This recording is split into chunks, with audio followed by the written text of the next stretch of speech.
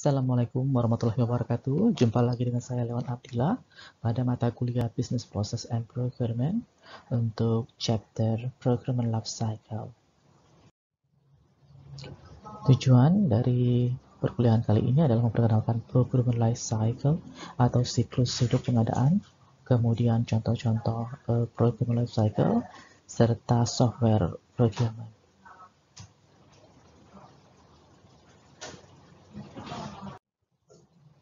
Agenda pembelajaran hari ini ada review nanti, kemudian overview, purchasing year cycle, purchasing, serta procurement cycle. Kita review pada materi sebelumnya, yaitu terkait dengan posisi procurement atau pengadaan. Bisa dilihat dari enterprise application architecture, supply chain, serta value chain framework. Pada arsitektur enterprise application, procurement itu terkait dengan supplier. Kita lihat, menurut O'Brien, dia berada pada bagian yang dikasih link segi 4 ini.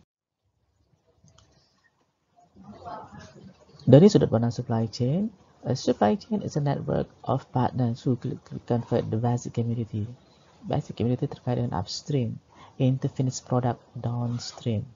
That is valuable at customer and who manage it at each stage. Itu versi Harrison and Hook 2008.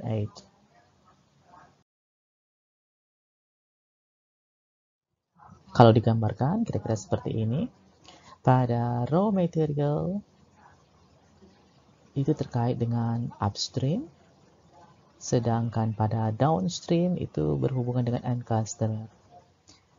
Flow yang terjadi dari raw material ke end customer biasanya adalah material flow. Terjadi perubahan material dari raw material into finished product. Sedangkan information juga mengalami flow yang sama, dua arah. Begitupun juga dengan waktu ya.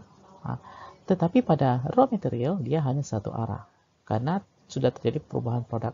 Kalau information dia bersifat dua arah, time juga bersifat dua arah. Selanjutnya pada value chain framework dibagi menjadi dua bagian. Yang bagian atas itu disebut core aspek, yang bagian bawah adalah support aspek. Bagian core terdiri atas inbound logistik, operation and manufacturing, outbound logistik, marketing and sales, customer service. Nah, mata kuliah procurement itu berada pada bagian support.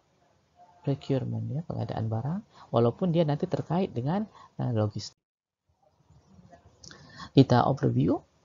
Aktivitas pembelian atau purchasing regular dapat digambarkan dalam purchasing year cycle. Nah, seperti ini kira-kira.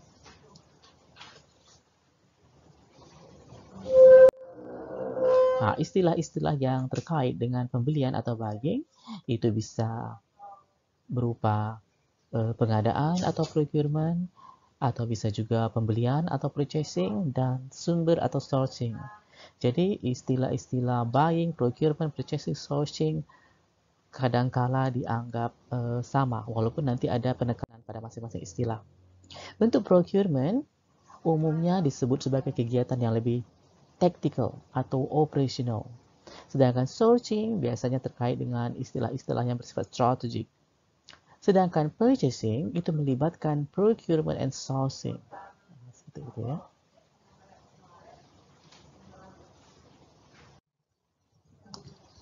Purchasing tadi sudah kita jelaskan ya. Strategic sourcing comprises process of planning supply, selecting suppliers, and contracting them in order to establish the potential for supply.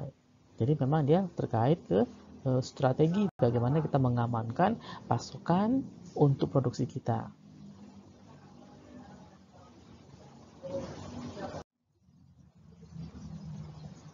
Kalau digambarkan, purchasing itu seperti ini. Ini versi Zichklom and Hereju ya. Mereka membagi menjadi dua kuadran, yaitu strategic sourcing and operating procurement. Kalau strategic terdiri atas planning, selecting, and contracting. Sedangkan operative lebih ke ordering, expediting, and paying.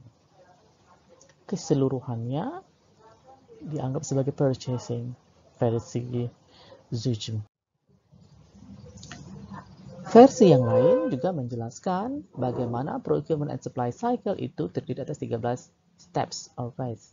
Nah, seperti ini ya, dia memiliki 13 fase. Ada juga yang membagi menjadi 7 steps, mulai dari identify goods, explore and select vendors, purchase requisition, purchase order, receive order, pay for goods or services, and record for audit. Ini versi purchase control.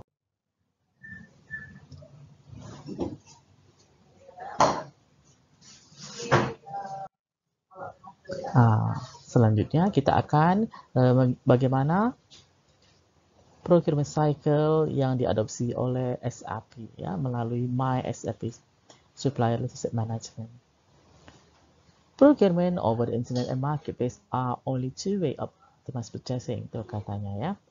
Nah, procurement and MySAP ERP covers not only traditional process such as requesting, purchase order management, and invoice verification, but also catalog-based self-service requisition for maintenance, repair and operation or MRO, material and services.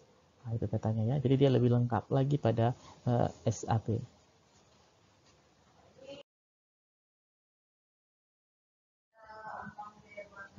Kalau digambarkan seperti ini. SAP menggambarkan procurement cycle itu menjadi 8 steps ya. Dimulai dari demand determination, source determination, supplier selection, purchase order processing, order monitoring, good receipt, invoice verification, and payment processing. Ada 8 proses, dimulai dari demand determination sampai ke payment processing. Oke. Jadi, pada materi ini kita sudah mengetahui istilah buying itu tidak hanya saja procurement, tapi juga purchasing dan sourcing. Ya.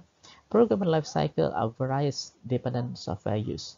Kadangkala, walaupun teorinya relatif sama, bisa saja dalam praktiknya melibatkan beberapa perbedaan-perbedaan.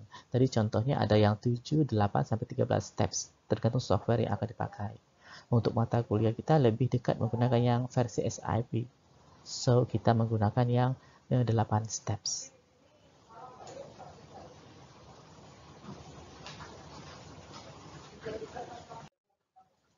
Untuk assignment 2, tadi Anda sudah mendapatkan pengetahuan terkait 3 procurement life cycle.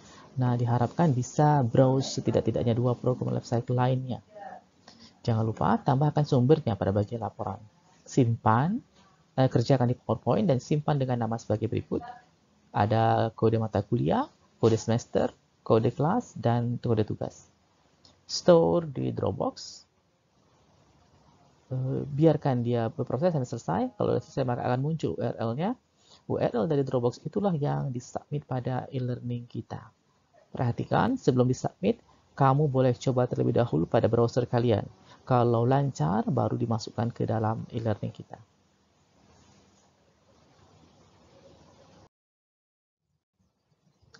Ini referensi yang kita pakai untuk pertemuan kedua.